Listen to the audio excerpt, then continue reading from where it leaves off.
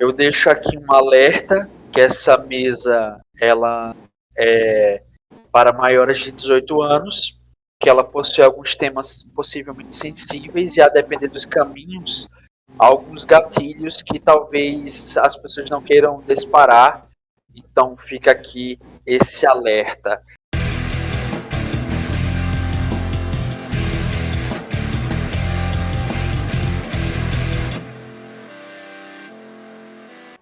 Recuem, roladores. Retornamos agora à mesa que rasteja e grita no escuro e no vazio.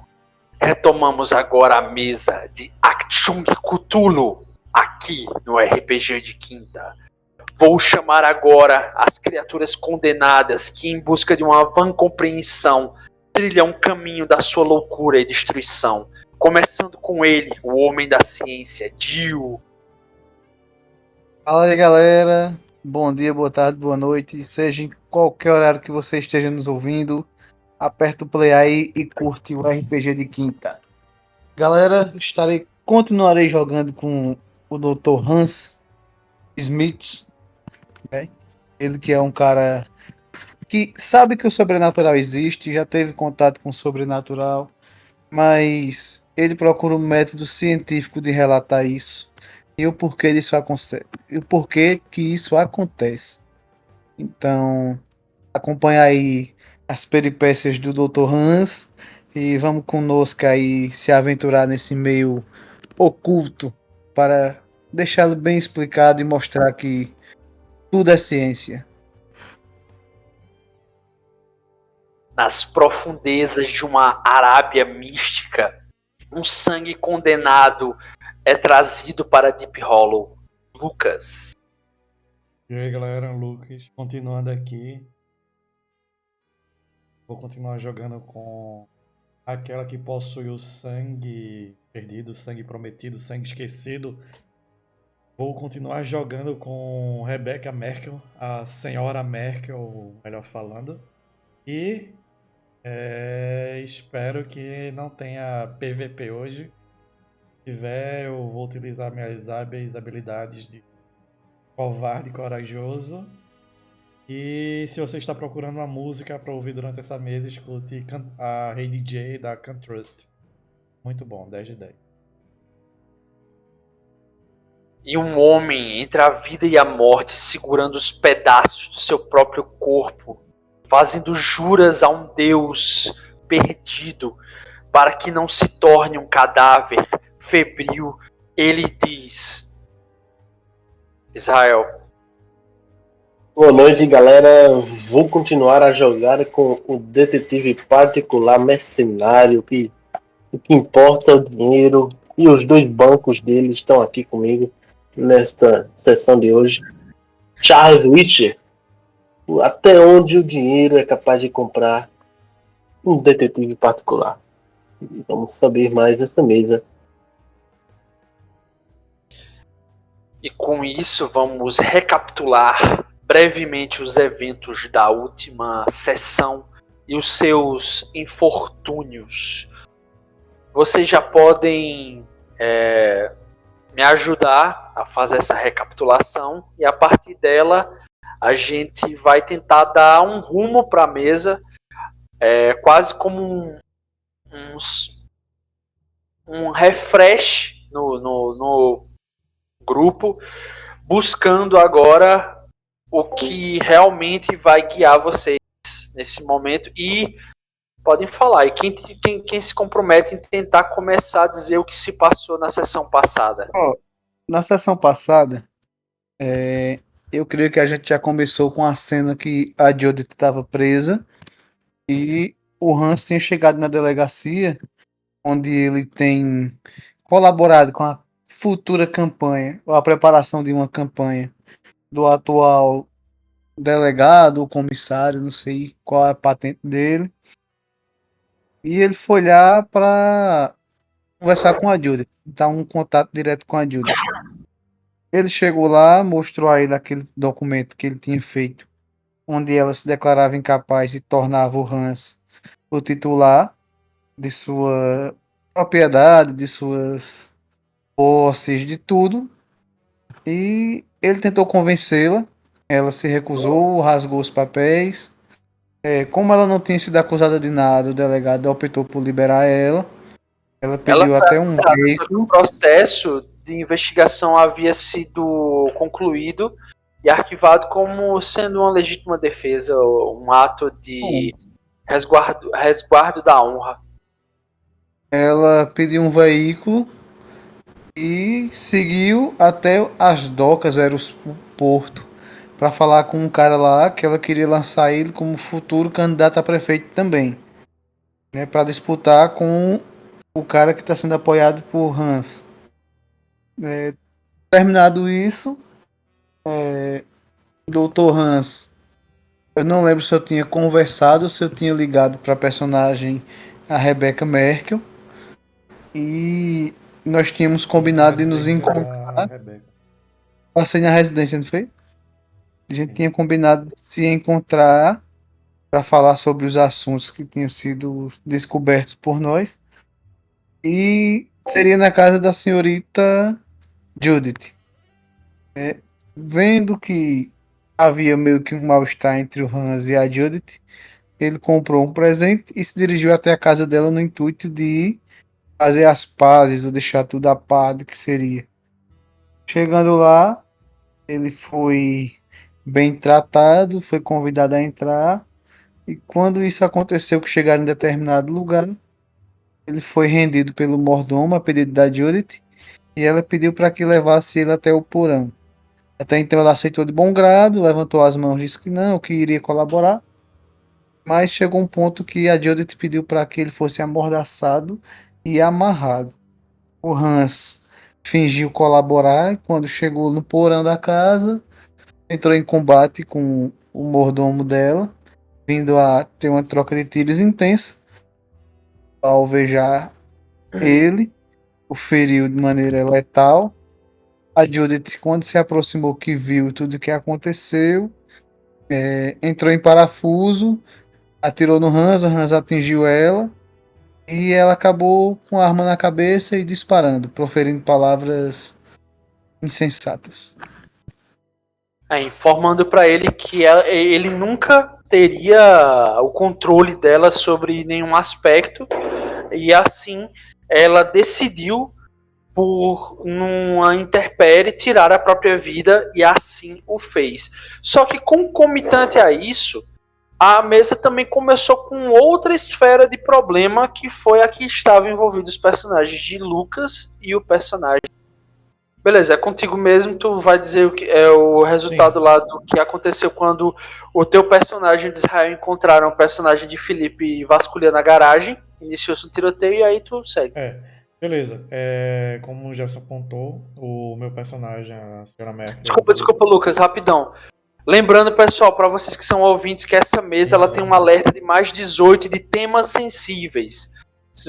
A gente pode ser que toque em alguns temas que são de uma certa profundidade e gravidade e que elas são mais apropriadas para maiores de 18 anos. Então, fica o alerta e valeu.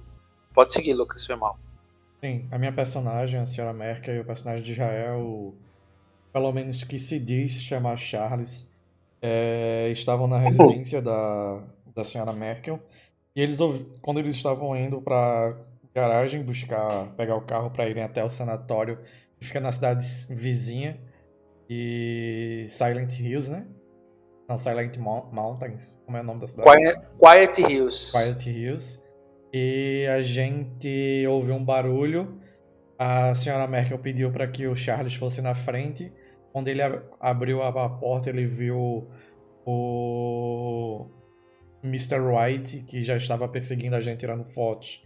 Invadiu a garagem, estava vasculhando alguns papéis, encontrou uma escopeta que não deveria funcionar, mas que por alguma razão funcionou, apontou pra gente, também pegou uma moto que não deveria ligar e estranhamente ela ligou e falou algumas coisas, balbuciou outras que a gente não conseguiu entender direito e apontou a arma pra gente. Quando ele apontou a arma pra gente, a senhora Merkel pediu carinhosa e cuidadosamente que o Charles cometesse um homicídio, e o Charles assim o fez. Atirou no Mr. White. Mr. White caiu. Quando ele caiu, ele não caiu ferido, mas ele caiu e disparou no Sr. Charles, no Charles, que por uma sorte desgraçada conseguiu acertar, mesmo com os ferimentos, e feriu gravemente o Charles. E a senhora Merkel, logicamente ela não vai contar isso, mas ela andou na direção do Mr. White e disparou 2 vezes contra a cabeça dele enquanto ele estava no chão sangrando. E antes de prestar os devidos cuidados ao Sr. Charles, ela o fez jurar que ele daria um bom depoimento e que ela não estava... e que ela não tinha... que ela é uma pobre viúva apenas e que foi alvo de um bandido, um invasor, que estava invadindo a sua propriedade, e o Sr. Charles apenas tentou proteger a sua contratante. E a senhora Merkel convenceu os policiais que foram lá que essa foi a verdade, e foi isso. Mais detalhes, veja o episódio.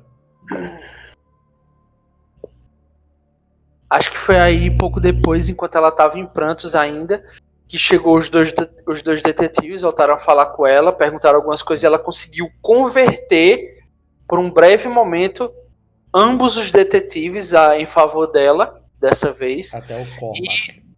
E chegou o personagem de Dio, interagiu também com eles, e por fim foi aí que vocês foram parar na residência senhorial do prefeito, eu acredito, onde se desenrolou os eventos do suicídio da senhora Helmsmith. Eu não vi o suicídio, né? Quando teve o primeiro disparo, eu saí correndo. Na verdade, tu não tava nem lá. Senhorita Merkel, eu, Rancho Cruto, nem lembro que ela tava lá. Aí que... assim... que leve. Fortalece a amizade. E é isso, Jefferson. Beleza, e aí a gente volta com um pequeno flashback para mostrar o que a Judith viu quando ela estava catatônica na cadeia.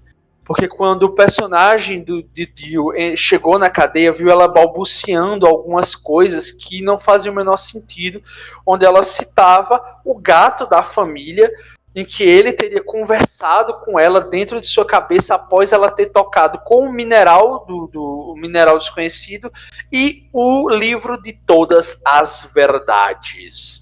E assim, no que parecia, dezenas de milhares de anos se passaram diante dos olhos daquela mulher em frangalhos, e foi aí que ela viu um monumento, 3 monumentos e meio ao deserto, cortando as areias, num formato piramidal gigantesco, completo de mármore e ouro.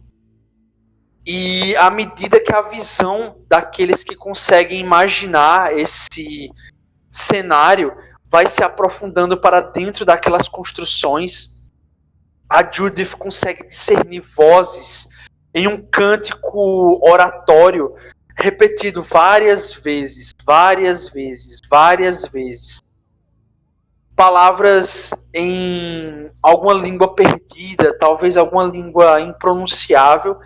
E no centro dessa adoração, no centro dessa oração, estava uma criatura de pelo mesclado entre branco e preto, ou melhor, quase que malhado, olhos fendidos, verdes, como se fossem esmeraldas, fitando aquelas criaturas.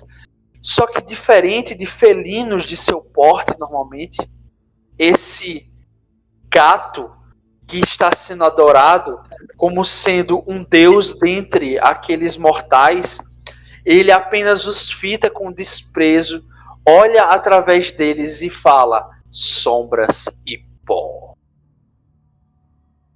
E a Judith consegue ouvir a voz daquela criatura reverberar em sua alma, e ele fala: Você escutou os ecos, criança. Você escutou os chamados. Não permitirei que você enlouqueça tão rápido, pois aqui és testemunha de um canal entre os deuses e os homens. E eu, como uma divindade, recebo-te em meu meio. E aí, o que parece ser o espírito da Judith vê os ventos do tempo cortarem ela em milhares e milhares de anos.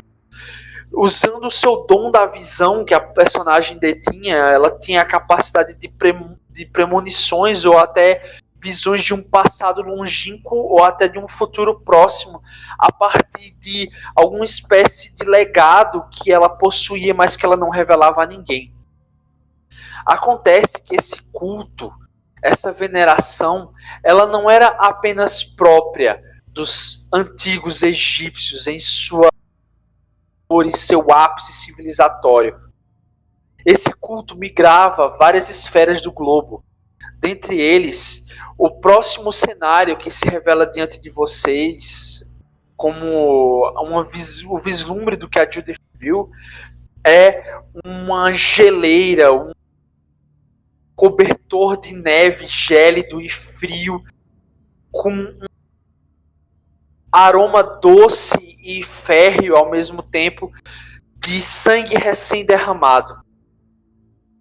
Uma cabra montanhesa derrubada diante de o que parece ser uma dúzia de felinos circundando uma dúzia de homens. Homens esses que, com suas mãos embebidas em sangue, falam no antigo idioma Rus. E eles fazem consagrações a esses animais usando outros animais. E o felino mais uma vez olha para o que parece ser o espectro pós-mortem da Judith e diz: eu revelarei a você coisas que ninguém deveria saber, apenas para que você se coloque a meu serviço, pois você eu consigo tocar, a outra ainda não. Você será um canal intermediário, se assim você quiser. Pois aqui eu não sou um senhor, sou um soldado numa guerra entre os deuses novos e antigos. E a Judith começa a sentir um peso avassalador, comprimindo a sua alma e quase que fazendo com que ela sinta nuances de dor espiritual, transcendental, rasgando em milhares de pedaços, até o momento em que ela consegue ver claramente um meteoro caindo na Terra. Esse meteoro, à medida que rompe o véu da Terra, ou basicamente a camada que nos protege de corpos celestes ariscos que provavelmente se chocariam conosco, esse meteoro simplesmente adentra e o fogo e as cinzas que ele deixam para trás se mistura com o que parece ser um tentáculo grande, enorme e colossal, tentáculo que escapa para fora daquele corpo celeste que agora cai, chocando-se contra a Terra.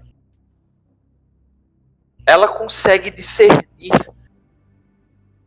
não só um impacto gigantesco que abrasa e encandece todo aquele local. Ela consegue sentir que existe vida pulsando lá dentro. Existem vários tipos de formas de vida, que mais do que vida, uma essência divina transpira a partir daquele mineral rochoso. E aquilo que parecia um tentáculo gigantesco se manifesta logo em sequência uma série de patas e braços e viscos e teias se arrastando para fora e cuspindo de dentro de uma bocarra que se abre no seu abdômen uma forma de vida já conhecida por aqueles que já vislumbraram a loucura. Essa forma de vida que tem tentáculos, patas, bocas, olhos, pele viscosa e algo que se assemelha com uma forma de vida completamente arruinada, agora rasteja e cospe para fora de si aquilo que vocês entendem como o mineral. A peça de pedra que a Judith carregava para cima e para baixo. Deixa eu ver se eu encontro aqui o item que eu quero demonstrar para vocês, que é aquela pedra mineral. Vocês lembram dela ainda, né? A pedra de Roseta que daria um prêmio em química, eu acho, para Dio. Não lembro se era química, se era geologia. Mas eu lembro que daria um prêmio Nobel. E aí, Daria não, dará. esse mineral agora pulsa como se vivo fosse. E a Judith entende que isso nada mais é do que uma arma em meio a uma guerra. E deuses antigos e novos aparentemente estão se confrontando. Ela não sabe como, não sabe o porquê, mas aquele felino lhe revela situações em que implora a intervenção da Judith, mas ele explica o e o porquê ela deve fazê-lo. Nisso, um corte brusco nos eventos revelam a última imagem que ela viu antes de puxar o gatilho, olhando para o personagem de Dio, o Dr. Hans, mas não o vendo, mas vendo o seu mestre, vendo aquele que tentará resguardar a sua alma, impedindo que ela adentre pós-vida, pois o pós-vida só existe uma única forma, e é assim que a Judith o verá.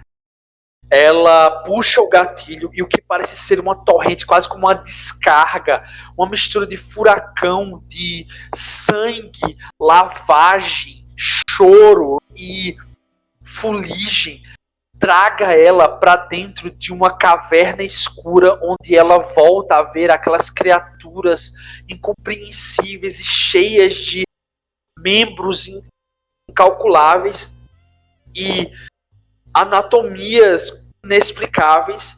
Ela se choca, ela se vê completamente oprimida e ela consegue discernir o que ela está vendo. Ela vê uma muralha gigantesca, de onde essas criaturas começam a vazar para fora. Só que essa muralha não é feita de cimento, de argamassa, ou construída para impedir que algo atravesse.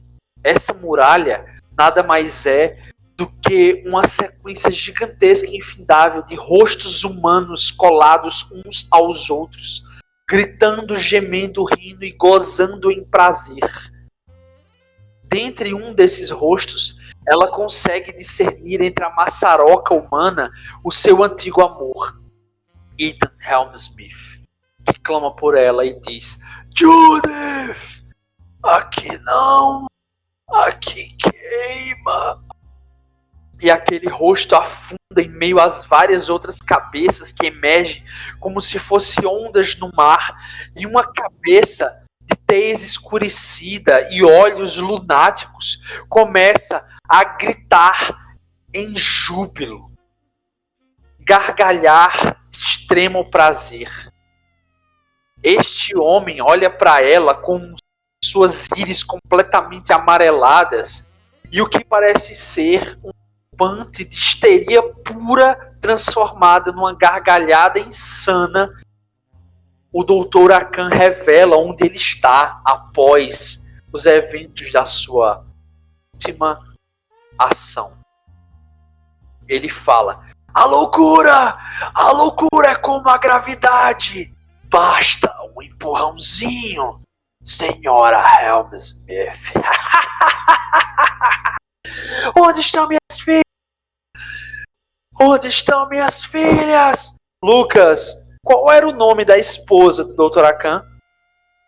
Eita, pera aí. Boa pergunta. Pera aí, deixa eu olhar aqui nas minhas notas. Acho que era Helga. Acho que era. Certeza. Eu só lembro do sobrenome, que é Merkel também.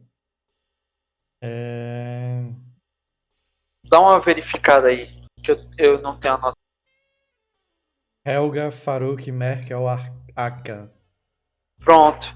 E nisso, a Judith olha para aquele mar de cabeças e rostos colados, cuja pele começa a aparecer coladas umas às outras, emergindo e submergindo, como se fosse a descrição perfeita do que Dante Alighieri determinou como o inferno dos irados. E o Akan, em meio àquela ira, ele é o único que consegue projetar metade do seu corpo para fora. Os braços dele agarram os ombros da Judith, chacoalhando ela, e diz: Helga, me perdoe! Eu não queria a sua vida em minhas mãos. E as mãos do Akan começam a puxar a Judith, como se estivesse tentando arrancar a pele dela para fora do corpo em direção a essa muralha. E no momento seguinte, ele simplesmente fica vidrado, olhando para o semblante de um felino gigantesco, de quase 18 metros de altura, se prostrando Deus diante dele. E isso, a pata desse felino esmaga o corpo do Akan, espremendo completamente, transformando numa geleia de sangue quebrados, apenas para ser sugado pela torrente novamente e o seu rosto voltar em mais uma gargalhada funesta. E ele diz: Akan! Akan era o meu nome em vida, mas é o nome da minha maldição! E ele volta a ser tragado para o inferno, que é o pós-vida, o único pós-vida da humanidade. E aí a Judith olha para aquele e ele apenas diz: muito bem, Judith, você fez o que precisa, você fez o que eu, você agora goza mais de livre-arbítrio. 10. Tal qual a pedra foi a fonte de conhecimento. Eu espero que a descendente de Akan, aquele cujo nome deriva do arcano, seja capaz de entender a mensagem que eu mando através de você. Lucas, tu tem ocultismo? Não. Mas Agora eu tenho... você tem. Eu ia falar que tem a geologia e a astronomia. Não, agora você tem ocultismo um ocultismo D4. Caramba, agora as coisas começam a ficar estranhas. Beleza, vou adicionar na ficha. Dá só um momento.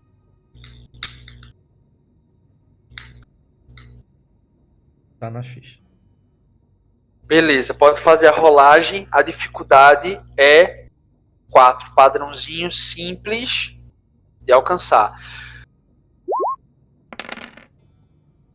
3. Eu não sei se é bom falhar ou não. Infelizmente não. Mas... Deixa um Bene. Vou jogar de novo.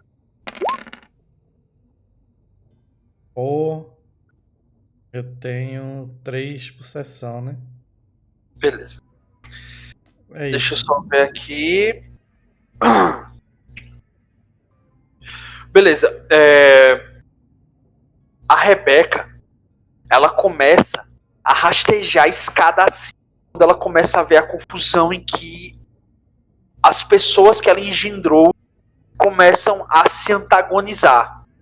No momento em que ela simplesmente rasteja para e começa a sorrateiramente, furtivamente escapar da mansão senhorial do prefeito Helm Smith, ela escuta um estampido, uma explosão, o que parece ser um disparo gigantesco, grito em meio à noite, você vê parada diante de si uma velha retorcida, com sua coluna em S, totalmente engendrada, com sua pele caída e enrugada, olhando com olhos azuis, como se fosse o puro céu, como se fossem os olhos de Gojo, do Jujutsu, tá ligado?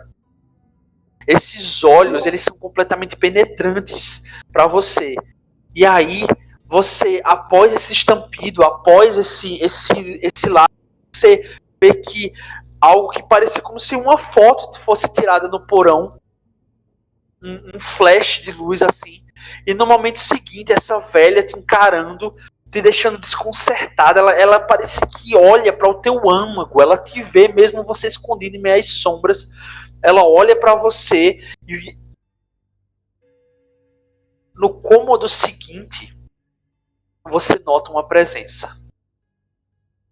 Só que essa velha te toma pelo braço e começa a te guiar para esse cômodo onde tem uma lareira e algumas poltronas. Esse ambiente está completamente apagado, escuro e lúgubre. Ele quase chega a ser frio. Você consegue notar lágrimas de chuva escorrendo pela parede, deixando um ambiente quase que assustadoramente medonho. E em uma das poltronas, você vê a Judith sentada.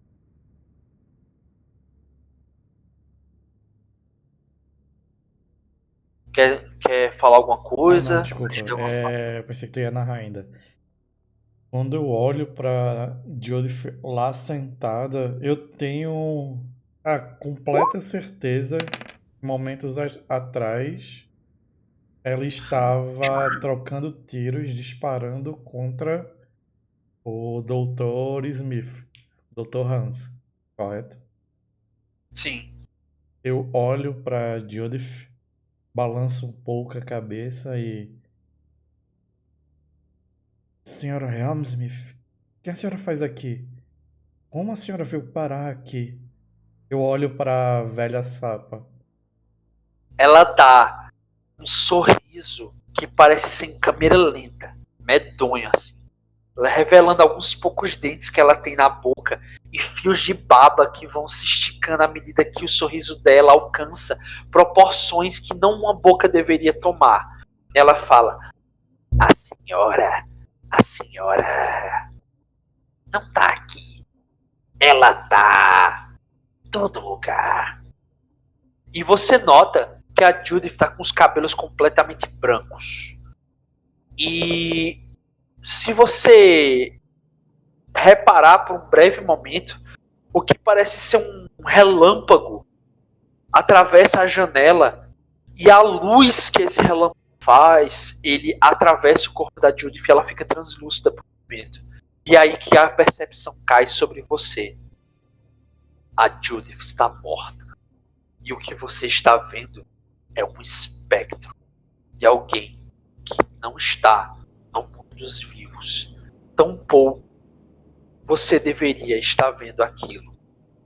Aquilo era coisa para a sua irmã ver.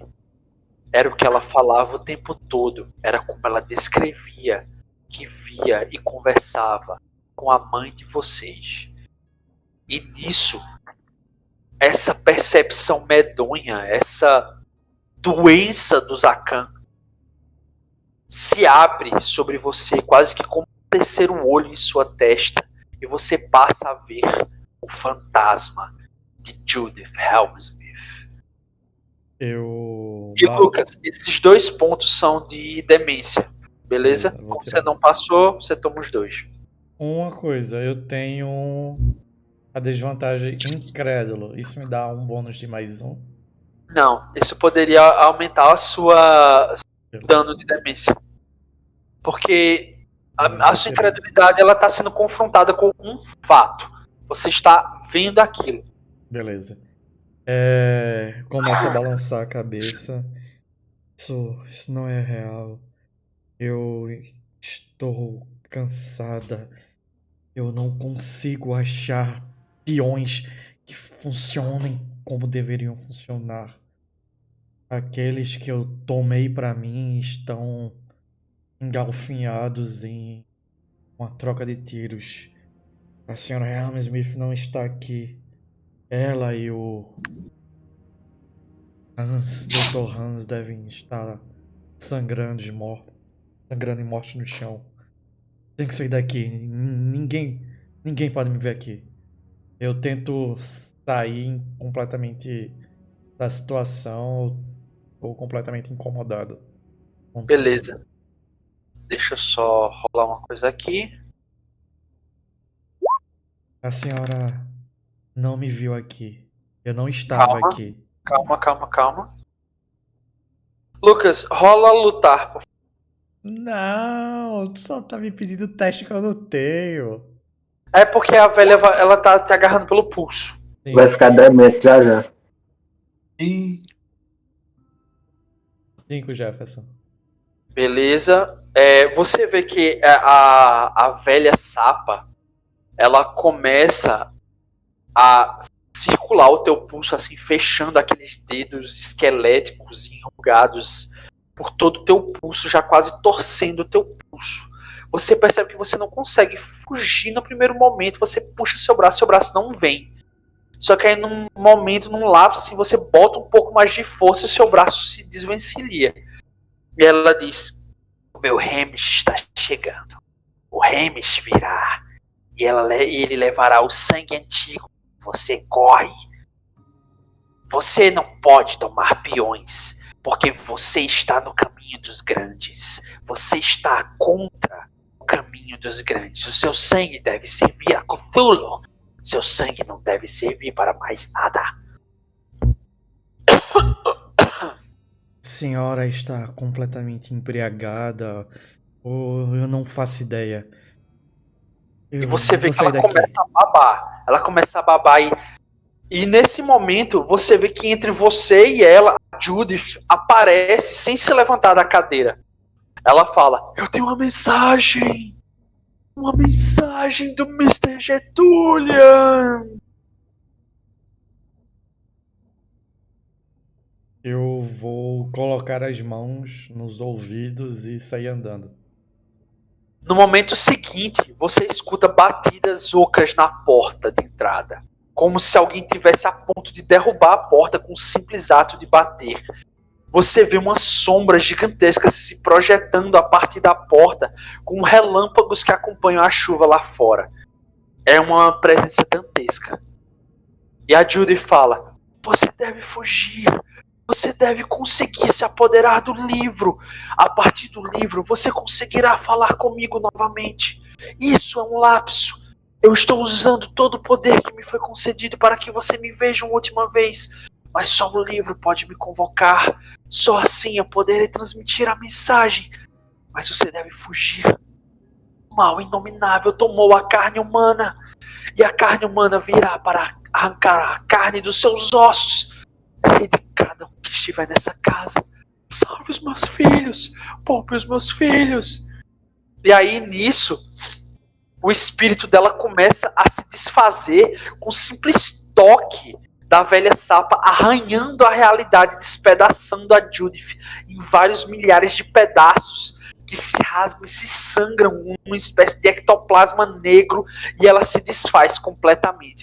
E você percebe que aquela velha tem alguma espécie de poder sobre os mortos, tal qual como você agora acabara de adquirir. E mais batidas ocas acompanham a porta. Eu tento ir pra porta de trás dos fundos. Atividade. Atividade não, na verdade, né? Correndo já. E com isso, a gente encerra a sessão de hoje de Achtung Cthulhu aqui no RPG de Quinta. Não deixem de acompanhar a mesa na íntegra e deixem o seu curtir, compartilhar nos perfis que tem isso. Tem também agora os comentários no Spotify e a mesa segue na íntegra, a sessão toda lá para o Spotify. E agradeço a participação de todos e a danação continua.